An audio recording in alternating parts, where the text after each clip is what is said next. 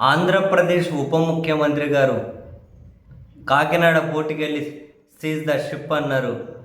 అప్పుడు రేషన్ బియ్యాన్ని మొత్తం అంతా కనుక అక్రమంగా తరలిస్తున్నారు, ఆ షిప్ సీజ్ చేయండి అది ఇది అని చెప్పి అయితే ఫుల్ హడావిడి చేశారు. ఆ సముద్రంలోకి వెళ్ళి మంచిగా షిప్లో ఫోటోలు దిగి మంచిగా మొత్తం మీద అయితే ఆ సీజ్ ద షిప్ అన్న పాపానికి ఆ షిప్ని సీజ్ చేసినందుకు కోట్ల రూపాయలు ఫైన్ కట్టి మళ్ళీ వాళ్ళను ఆ షిప్ను వదలాల్సి వచ్చింది. అది కోట్ల రూపాయలు ఫైన్ కట్టాల్సి వచ్చారు. ఎందుకంటే కొన్ని సముద్ర జలాల చట్టాలు ఇవి అవి ఉన్నాయి, తప్పక కట్టాల్సి వచ్చింది. దాన్ని విడుదల చేయాల్సి వచ్చింది, ఆ షిప్ను రిలీజ్ చేయాల్సి వచ్చింది.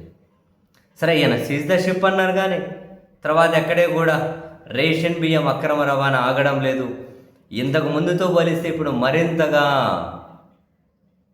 అది పెరిగిపోయింది అని చాలామంది బహిరంగంగానే చెబుతున్నారు. దానికి తగ్గట్టు బియ్యం అక్రమంగా ఎక్స్పోర్ట్ చేస్తున్నటువంటి వార్తలు బయటకు వస్తూనే ఉన్నాయి. అంతేందుకు తాజాగా కూడా కాకినాడ పోర్టు నుంచి అక్రమంగా బియ్యం తరలిస్తూ దాదాపు 140 మెట్రిక్ టన్నుల బియ్యం 140 మెట్రిక్ టన్నుల బియ్యాన్ని సరఫరా అంటే ఆ బియ్యాన్ని స్వాధీనం చేసుకున్నారు. అవి ప్రభుత్వం సరఫరా చేసినటువంటి రేషన్ బియ్యమేనని ఒక ల్యాబ్లో కూడా నిర్ధారించినట్లు అధికారులు చెప్పారు. అయితే ఇక్కడ ఇంట్రెస్టింగ్ ఏంటి అంటే, ఇవి అక్కడ అక్రమ రవాణా చేస్తున్నటువంటి వాళ్ళ మధ్య ఉన్న ఒక ఆధిపత్య పోరులో వాళ్ళ మధ్య వచ్చిన ఒక గొడవ వల్ల ఈ బియ్యం పట్టుబడ్డాయి. నిత్యం అక్రమ రవాణా జరుగుతూ ఉన్నాయట. బట్ ఇప్పుడు పట్టుబడ్డవి ఆ అక్రమ రవాణా చేస్తున్న మిల్లర్లు ఎవరైతే ఉంటారో వాళ్ళ మధ్య వచ్చినటువంటి ఆధిపత్య పోరులో నుంచే వీటిని పట్టించారు అని కొన్ని వార్తలు రిపోర్ట్ అవుతూ ఉన్నాయి. అండ్ ప్రభుత్వానికి కూడా అదొక అక్రమ రవాణాను మేము అడ్డుకుంటున్నామని చెప్పడానికి ఇటు వీళ్ళకు ఉపయోగపడింది. అటు మిల్లర్ల ఆధిపత్య పోరులో ఈ బియ్యాన్ని పట్టించారు అని చెప్పి కొన్ని మీడియాలో రిపోర్ట్ చేస్తూ ఉన్నాయి. బట్ ఒకటైతే ఫ్యాక్టు, ఈ బియ్యం అక్రమ రవాణా ఖచ్చితంగా ఏమీ ఆగడం లేదు.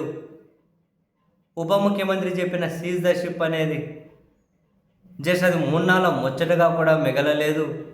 ప్రభుత్వం వీటి మీద దృష్టి పెట్టి అక్రమ రవాణాను పూర్తిగా ఆపేసే విధంగా చర్యలు తీసుకోవాలి అని అటువంటి డిమాండ్లు కూడా లేకపోలేదు. బట్ బియ్యం అక్రమ రవాణా ఆగుతుందా, అది ఆగే పనేనా అంటే అది $1 మిలియన్ ప్రశ్నే. ఎందుకంటే ప్రభుత్వంలో కీలకంగా ఉన్న వ్యక్తుల కనుసన్నలోనే ఇవన్నీ జరుగుతూ ఉంటాయి. ఇప్పుడు ఉప ముఖ్యమంత్రి గారు వెళ్ళి సీరియస్గా చెప్పి ఉండొచ్చు, సీజ్ ద షిప్ అది ఇది అని చెప్పి, ఆయన కాసింత అవగాహన ఉండి కాసింత అవగాహన కానీ చెప్పి ఉండొచ్చు. కానీ అవి ప్రాక్టికల్ రియాలిటీలో సాధ్యం కావు. ఎందుకంటే చాలా కీలకమైన వ్యక్తుల కనుసన్నల్లో, కీలకమైన వ్యక్తుల బంధుమిత్రుల ఆధ్వర్యంలో ఇవి జరుగుతూ ఉంటాయి.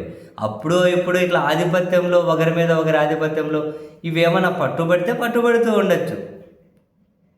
అంతకు మించి సీజ్ ద షిప్పులు ఉండవు, సీజ్ ద బియ్యాలు ఉండవు. అదంతా జరగని పని పట్టండి.